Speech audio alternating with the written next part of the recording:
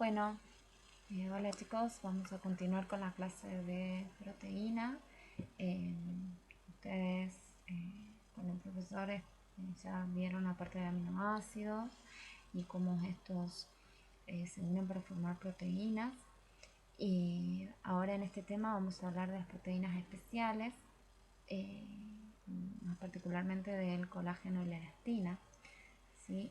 Ustedes en la clase de proteína que vieron con el profesor, bueno, hablaron, hicieron una introducción de lo que son los aminoácidos y cómo estos, mediante enlaces peptídicos, se unen para formar una proteína, ¿sí? Y de acuerdo a los constituyentes, es decir, de acuerdo a las estructuras que tienen estos aminoácidos, va a ser a la función que va a tener esta proteína.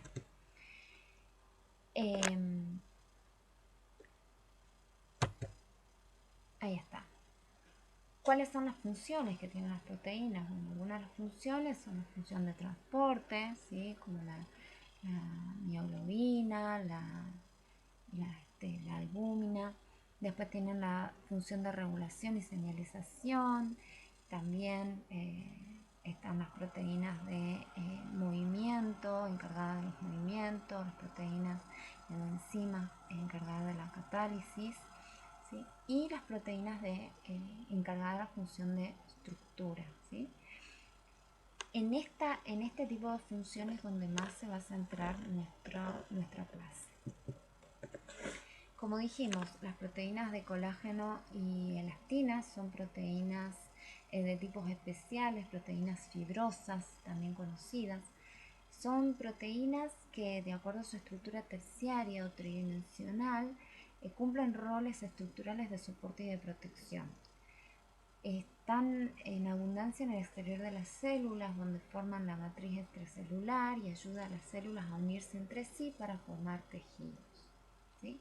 De acuerdo a los constituyentes, de nuevo, de acuerdo a los constituyentes que tengan estas proteínas, ¿sí? De acuerdo a cuáles son los constituyentes, los aminoácidos, de acuerdo a la estructura que tienen estos aminoácidos, va a ser a su función estructural. De esta manera, el objetivo de esta clase es definir y describir cada una de estas proteínas para luego reconocer las diferencias tanto en estructura como en funciones y también determinar la importancia en el organismo. Si hablamos de estructura, bueno, como ustedes vieron con el profesor, las proteínas, de acuerdo a su estructura, tienen diferentes niveles de organización, ¿sí? Cuando hablamos de estructuras primarias, estamos hablando de una organización de los aminoácidos, cómo se unen entre sí y de la organización que tienen en la cadena polipeptídica.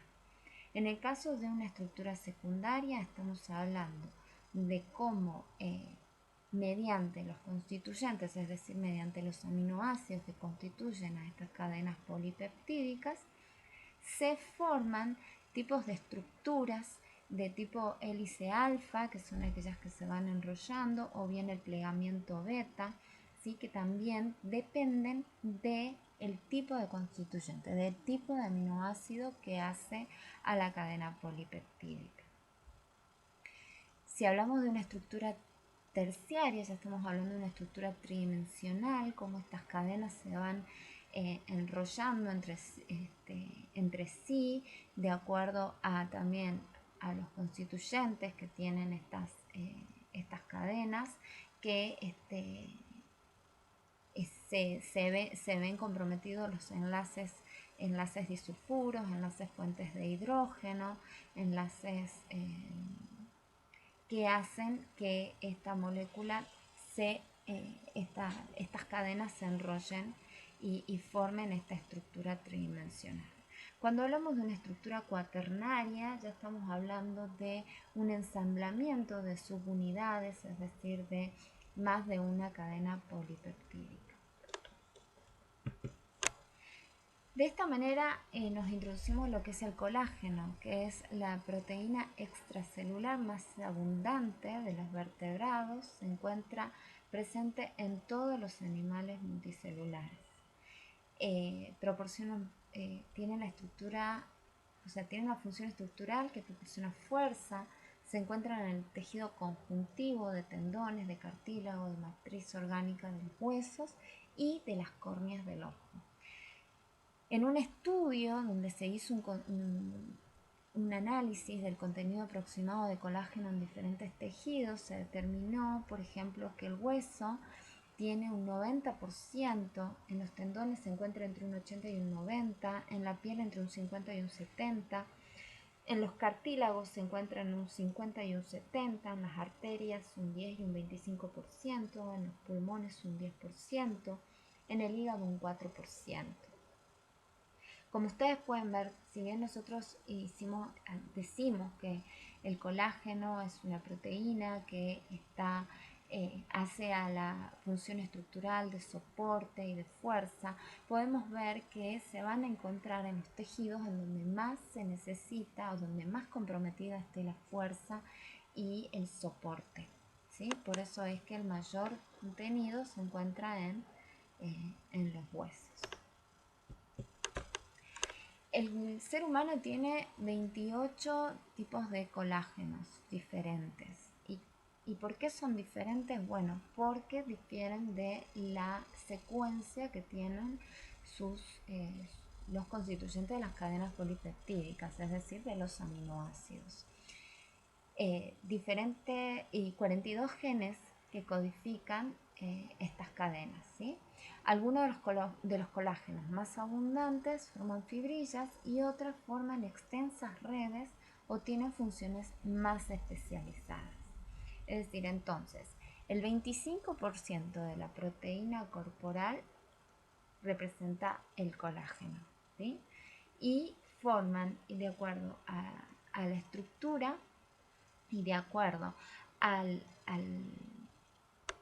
la secuencia de los aminoácidos que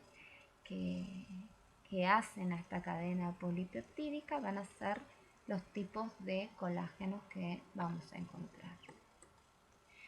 Bueno, una de las secuencias, la secuencia más repetida es la de la glicina y un constituyente X y un constituyente Y. El constituyente X puede ser una prolina, puede ser una alanina, una glutamina, una arginina. Mayormente se encuentra la prolina. Y el constituyente I puede ser una metionina o una hidroxiprolina.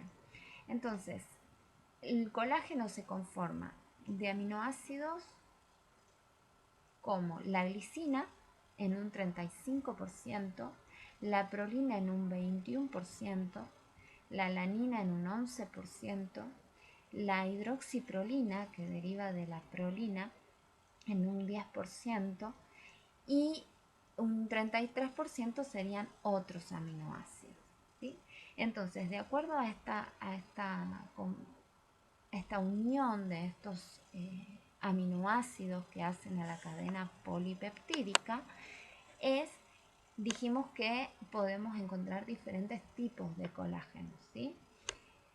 La unión de estos aminoácidos forman una cadena polipeptídica que, de acuerdo al aminoácido que tenga unido en esta cadena polipeptídica, va a tener una conformación.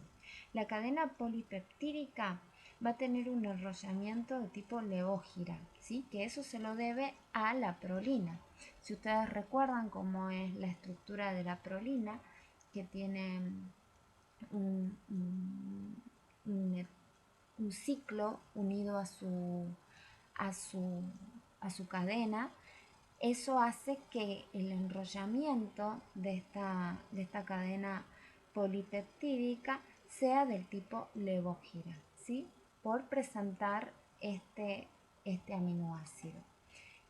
Prácticamente la prolina va a ser la responsable de que tenga la cadena polipeptídica tenga ese enrollamiento Levógira. Pero sin embargo, cada 3 cadenas se van a unir para formar un tropocolágeno, ¿sí? Denominado tropocolágeno, que va a tener un enrollamiento de tipo dextrógiro, ¿sí? O sea, en un sentido contrario. Esta conformación hace a la fuerza y a la tenacidad que va a tener el colágeno, ¿sí? Si nosotros observamos en un corte superior, podemos ver que lo que se remarca en rojo, ¿sí? Los corresponden a los aminoácidos de glicina, que son los que van a estar en el interior de esta cadena, de esta triple hélice, ¿sí? En donde los aminoácidos de glicina van a estar en el interior y eso va a ser a la compacticidad de esta triple hélice, ¿sí? De esta molécula. ¿Por qué? Porque si ustedes recuerdan, el aminoácido de glicina es un aminoácido que tiene su grupo R, el grupo funcional que tiene este aminoácido, es un átomo de hidrógeno, ¿sí? Y al ser tan pequeño, hace que sea mucho más compacta esta cadena y tenga mucho más fuerza, se unan más entre sí y tenga mucho más fuerza, porque no va a tener constituyentes grandes, entonces no va a haber mucho impedimento estérico, entonces al ser más pequeño va a tener casi nada de impedimento estérico que va a hacer que tenga esa conformación y esa estabilidad. Entonces, siguiendo con la estructura del colágeno, dijimos que el colágeno es una molécula que consiste en 3 cadenas polipeptídicas, cada una de las cuales contiene un aminoácido no polar, que es la glicina, ¿sí? Que dijimos que por ser tan pequeña se hace a la compacticidad de esta molécula, ¿sí? Está situado cada 3 posiciones, ¿sí? Y eso hace también a que la cadena polipeptídica tenga esta conformación. Y esto permite que las cadenas se enrollen entre sí y generen esa larga triple hélice regular. Las triple cadenas polipeptídicas van a estar estabilizadas mediante enlaces puente hidrógeno que se van a dar por el grupo amino de la glicina y el grupo carboxilo de la prolina. Como dijimos, esta es la molécula es la estructura del aminoácido de la prolina, ¿sí? Como pueden ver, tiene un ciclo unido a su cadena, ¿sí? Y esto hace que esta es la responsable de que la cadena polipeptídica tenga un enrollamiento de tipo levogira, ¿sí? Por eso no es una cadena de tipo hélice alfa, ¿sí? Sino que es una cadena, porque tiene un enrollamiento levógiro diferente al de hélice alfa. Ustedes si vieron con el profesor cuáles son las diferencias, bueno, ustedes van a decir, bueno, profe, pero si no es un hélice alfa, bueno, no es un hélice alfa casualmente porque tiene un aminoácido constituyente, que es la prolina, que por tener esta estructura tiene un comportamiento de un enrollamiento de tipo levógira. La glicina, que es la estructura que vemos acá arriba, que podemos ver que tiene un grupo, el grupo R va a ser un hidrógeno. Esta glicina, el hidrógeno del grupo amino de la glicina, va a reaccionar con el oxidrilo o con el del carboxilo de la prolina y va a formar un puente hidrógeno. Y esto es lo que le va a dar la estabilidad. Si ustedes pueden ver acá en esta gráfica de las triple hélices de las 3 cadenas polipeptídicas, se puede ver donde está remarcado en amarillo los enlaces que se forman entre la glicina y la prolina, sí, que dan estabilidad a la molécula. Y los enlaces covalentes que se van a formar entre las cadenas, que también van a dar estabilidad a esta molécula llamada tropocolágeno. El colágeno es deficiente en algunos de los aminoácidos esenciales. Ustedes con el profesor vieron cuáles son los aminoácidos esenciales y cuáles son los no esenciales. Los esenciales desde el punto de vista nutricional son aquellos que nosotros no sintetizamos a través de en el organismo y que necesitamos incorporarlo a través de la dieta, como por ejemplo la isoleucina, la fenilanina, la tirosina y bueno, la mayoría de los aminoácidos azufrados. De tal manera que la gelatina, que representa el colágeno en forma desnaturalizada, no es una buena fuente de proteínas alimenticias, ¿sí? Porque no tienen los aminoácidos esenciales. ¿Cuál es la función del colágeno? Reconociendo su estructura, bueno, nosotros decimos que una de las funciones es la resistencia, que le da resistencia a los tejidos y a los órganos, juega un papel fundamental en el mantenimiento de la textura de la piel, contribuye al mantenimiento de la movilidad de las articulaciones, tiene otra función, es la fuerza y flexibilidad en los tendones y en los ligamentos. Y bueno, en esta microfotografía ustedes pueden ver la estructura del tropocolágeno, sí, que está conformada por las triples cadenas polipeptídicas, cómo se van uniendo, ¿sí? Y cómo este arreglo permite que tenga esa fuerza y esa estabilidad. Y estas son las fibras del colágeno de tendón. ¿Cuáles son las enfermedades asociadas al colágeno? Bueno, nosotros dijimos que uno de los aminoácidos constituyentes del colágeno es la hidroxiprolina. Bueno, la hidroxiprolina se forma con la presencia de la vitamina C. Es decir, que un déficit de vitamina C va a redundar en una enfermedad debido a una mala sintetización del colágeno, ¿sí? Otra enfermedad es la osteogénesis imperfecta, que tiene que ver con los conocidos niños de cristal, que tienen huesos quebradizos o deformaciones en el esqueleto. El otro sería el síndrome Ehlers-Danlos, que también tiene que ver con la estructura del colágeno, que es una hiperextensibilidad, mucha movilidad en las articulaciones, exceso de movilidad en las articulaciones.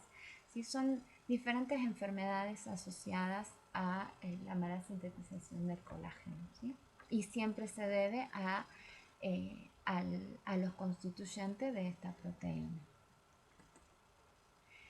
Siguiendo con la otra proteína que también queríamos ver es la elastina, ¿sí? que es una proteína que tiene una propiedad elástica, ¿sí? Que puede estirarse varias veces con respecto a su longitud normal.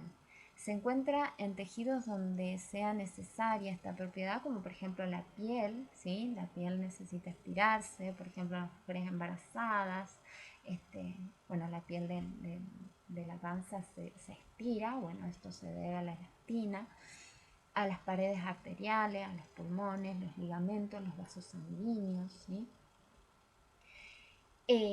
La forma tridimensional que tiene la elastina es una estructura indefinida, o sea, no tiene una estructura definida como la que tiene el colágeno.